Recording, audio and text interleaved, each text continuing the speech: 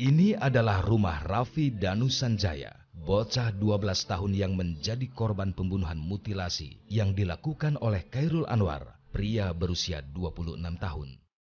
Kondisi rumah Raffi kini tak sebahagia biasanya.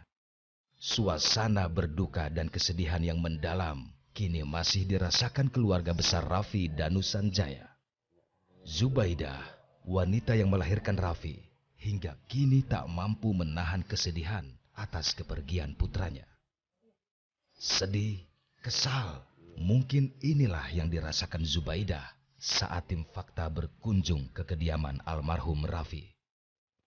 Ketika kami menemui sang ibu Raffi, wanita ini hanya bisa diam, berupaya menahan air mata yang tak keluar. Ya, ibu pengen sampaikan anak saya ingin minta balas sesuai dengan keanuan dia orang anak saya itu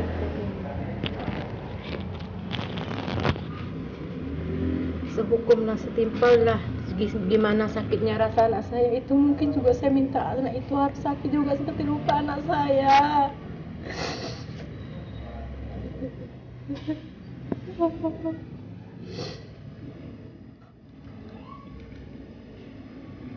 Gak apa-apa, ibu kalau pengen marah, pengen mengungkapkan, gak apa-apa bu, ungkapin ke saya bu. Kalau ada pelaku di depan ibu, apa yang pengen ibu sampaikan? Ya, saya ingin bunuh dia juga, seperti dia ngebunuh anak saya.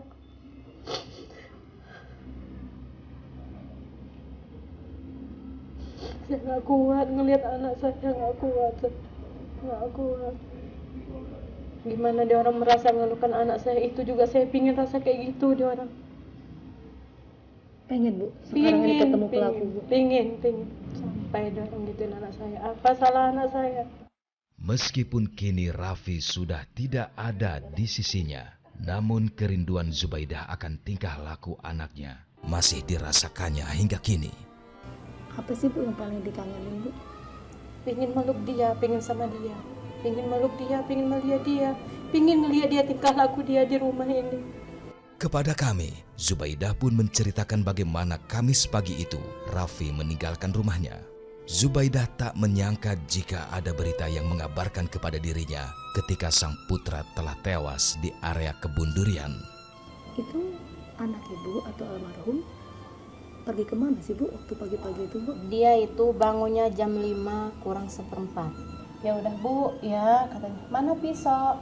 Itu kata saya di lemari. Ya jalan ya bu, ya jangan pak siang-siangnya pulang. Iya katanya kayak gitu. Ya udah kata saya gitu, ayo nah kita ke pasar sekalian cari susu. Ya ayo pulang dari susu itu bapaknya bilang, mana Raffi lagi di ladang kenapa? Katanya Raffi itu udah mati kenapa? Mati katanya, kok bisa dia mati? Ya mati. Itulah yang tempat saya ngebayang saya sampai ya Allah kata saya. Kaget dong pasti. Iyalah bukannya kaget lagi, udah shock sayanya mikirin dia. Terus ibu langsung ke sana tuh bu ya? Ibu nggak kuat lagi, bapaknya yang ke sana. Kalau ibu ini memang nggak tahu rupa anak gimana rupa anak saya nggak tahu gimana rupa dia, nggak lihat dia sama sekali jenazahnya anak saya itu, nggak lihat sama sekali jenazah anak saya itu, nggak lihat. Saya nggak kuat ya Allah, nggak kuat saya ngelihat jenazahnya anak saya itu. Muzakir yang merupakan paman almarhum tak menyangka jika keponakannya tewas dengan cara yang mengenaskan. Muzakir pun membagikan ceritanya kepada tim fakta bagaimana dirinya berupaya untuk menemukan bagian tubuh keponakannya. Kami bersama-sama dengan warga untuk mencari kepala sebenarnya karena jenazah memang udah dari pagi udah ditemukan. Dari subuh itu memang udah ditemukan, jadi kami mencari kepala dari korban. Ditemukan jam berapa itu pak? Itu kurang lebih dari jam 9. 9 pagi ya? Iya kalau kepalanya. Tapi kalau jenazahnya itu ditemukan sekitar jam setengah 7, jam 7. Dalam dirinya Muzakir berpikir jika apa yang dilakukan oleh pelaku terhadap keponakannya tidak murni dilakukan oleh dirinya sendiri. Kalau saya melihat kejanggalan itu karena anak ini kan bukan diduga sih, memang terkenal di kampung ini anak ini kan gila, anak ini kurang waras. Nah, kenapa kalau memang dia ini kurang waras, dia ini saat kejadian. Nah, ini yang buat saya janggal. Di saat kejadian dia bisa mutilasi ponakan saya, memisahkan kepalanya, membelah kepalanya, membelah perutnya. Kalau memang dia ini gila, apa dia ketemu untuk nyimpen potongan tubuh itu dengan rapih dan sebagainya. Nah, disitulah kecurigaan kami sekeluarga, bahkan masyarakat mencurigai pelakunya bukan satu, bukan menyebut pelaku ya, yang membantu untuk penyembunyian jenazah.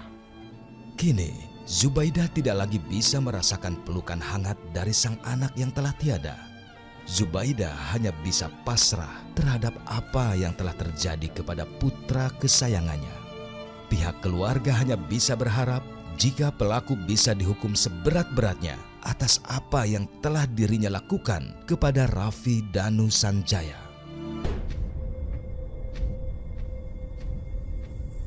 Usai ditangkap oleh pihak kepolisian, kini tersangka pembunuhan yang disertai mutilasi berada di Rumah Sakit Jiwa Kurungan Nyawa Lampung. Inilah Khairul Anwar, pelaku pembunuhan terhadap Raffi Danu Sanjaya. Menurut keterangan yang disampaikannya kepada pihak kepolisian, perbuatan keji yang dilakukannya dikarenakan korban terlihat sedang melintas mencari buah durian yang jatuh di sekitar kebun durian yang ia jaga. Teka-teki apakah Khairul mempunyai gangguan kejiwaan seperti adanya kabar yang beredar. Hal ini masih terus didalami oleh pihak rumah sakit jiwa. Oke, jadi ada beberapa kriteria ya. Ada yang dikeluarkan oleh WHO, ada juga yang kalau kita melihat di Undang-Undang Kesua ya. Jadi secara garis besar dikomunikasikan yang bersangkutan itu gangguan jiwa apabila ada distress dan disabilitas. Distress itu ada gangguan terkait dengan fungsi, kemudian adanya keterbatasan terkait dengan fungsi kejiwaan itu sendiri, makanya disebut distress dan disabilitas tersebut. Nah, dan yang harus kita nilai juga apakah gangguan tersebut menyebabkan yang bersangkutan ini tidak mampu bertanggung jawab atau tidak dapat mengendalikan perilakunya dikarenakan gangguan kejiwaannya. Itu yang salah satu juga yang kita nilai. Jadi nggak semua orang dengan gangguan jiwa dalam tanda kutip tidak bisa mengontrol perilakunya atau tidak bisa bertanggung jawab atas apa yang ia lakukan. Bagi Tenri, pemeriksaan kejiwaan Khairul Anwar masih bisa dilanjutkan setelah melewati pemeriksaan selama 14 hari jika memang dirasa ada yang kurang dalam pemeriksaan tersebut. Jadi seperti yang sebelumnya saya sampaikan, ada peraturan menteri yang membuat batasan waktu ya, jadi 1 sampai 14 hari. Kalau memang itu kurang baru bisa kita tambah ya, seandainya kita merasa banyak data yang belum kita dapat. Jadi sampai saat ini sebagian data sudah kita peroleh. Tapi kan tadi yang saya sampaikan, kita harus mengukur juga kemungkinan apakah dia berpura-pura dan segala macam. Nah, itu kan harus kita ukur atau kita lakukan pengukuran dalam waktu yang cukup ya, untuk menghindari kemungkinan adanya manipulasi dari pasien itu sendiri. Hari-hari Khairul Anwar ke depan harus ia jalani di rumah sakit jiwa ini, dan dirinya pun masih dalam pengawasan pihak kepolisian.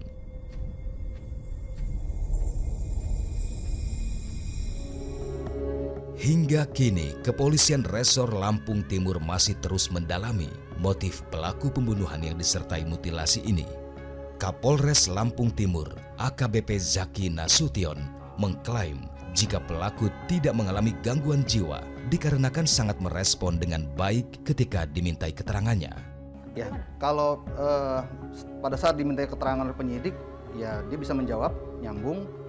Artinya kalau secara ngobrol biasa atau interogasi tidak menunjukkan adanya gangguan jiwa tersebut.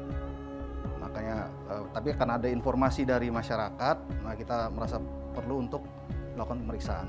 Ada yang cukup mengejutkan bagi tim fakta ketika Kapolres Lampung Timur menyebutkan ada saksi baru yang melihat secara langsung kejadian tersebut. Dalam perkembangan, ada satu saksi baru ternyata melihat langsung kejadian pada saat korban itu bunuh. Nah, pada saat kejadian dia sempat mendengar ada omongan, saya cuma bercanda aja kok bang. Kemudian dia melihat langsung tersangka ini nusuk korban dari belakang. Ketika kemudian korban ini ditusuk oleh pelaku dari belakang, apa yang setelah itu terjadi, Pak? Tersangka menyeret korban dengan memegang kakinya, membawa badannya itu ke semak-semak bawah. Namun jelas lehernya belum terpotong. Oke, setelah itu kemungkinan baru lehernya dipotong. Menurut Zaki Nasution, motif yang dilakukan oleh pelaku terhadap korban adalah karena pelaku merasa tersinggung terhadap perlakuan korban pada dirinya. Berdasarkan keterangan dari pelaku, memang pelaku ini merasa tersinggung dengan apa yang dilakukan korban. Nah, kemudian dia langsung merebut pisaunya korban dan menusukkan. Bagi kami sebagai penyidik meragukan adanya gangguan jiwa karena tindakan dia yang berupaya untuk menyembunyikan kejadian tersebut. Secara tanya jawab, kita minta keterangan nyambung. Kita tanya apa, bisa dia jawab dan ya cocoklah keterangannya. Sehingga tidak ada alasan bagi kita untuk tidak memajukan ke pengadilan. Dan memang dalam undang-undang pun yang dapat nyatakan orang ini gangguan jiwa atau tidak itu ya hakim tersebut. Betul. Untuk ancaman hukuman, Pak, terakhir? Ancaman hukuman tetap undang-undang yang kita gunakan, Undang Perlindungan Anak, dengan ancaman pidananya 15 tahun penjara maksimal.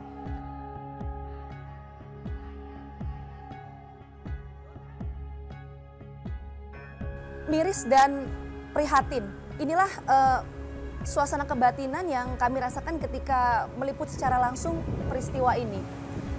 Menjadi pertanyaan saya dan Anda tentunya pemirsa, bagaimana seorang pelaku ini tega membunuh hingga memutilasi korban berusia 11 tahun?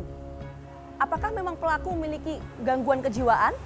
Inilah yang masih kami tunggu, informasi dan juga hasil pemeriksaan kejiwaan terhadap pelaku. Tapi pihak kepolisian memastikan kepada kami bahwa apapun itu hasilnya, baik nantinya pelaku dinyatakan mengalami gangguan kejiwaan atau tidak, polisi memastikan bahwa proses hukum terhadap peristiwa ini tetap berlangsung. Bahkan kemarin pihak kepolisian menyebutkan ancaman hukuman terhadap pelaku yaitu 15 tahun penjara. Apakah ancaman hukuman ini sudah memberikan rasa keadilan bagi keluarga korban? Yang menjadi harapan kami dan kita semua tentunya pemirsa, bahwa proses hukum yang nantinya diberlakukan terhadap pelaku bisa memberikan rasa keadilan seutuhnya bagi keluarga korban. Karena sejatinya sistem hukum dilahirkan dan juga diciptakan untuk memberikan rasa keadilan. Saksikan terus Fakta setiap hari Senin pukul 8 malam hanya di TV One.